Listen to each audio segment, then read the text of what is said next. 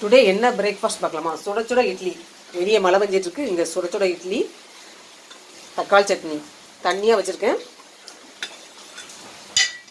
இது வதக்கி விட்டு அரைக்க கிடையாது, அப்படியே பச்சையாக அரைக்கிறது. அரைச்சி அப்படியே தாளித்து விடுறது. டேஸ்ட் நல்லாயிருக்கும். காயம் கடுகு போட்டு தாளித்து இந்த மாதிரி செஞ்சுருக்கேன்.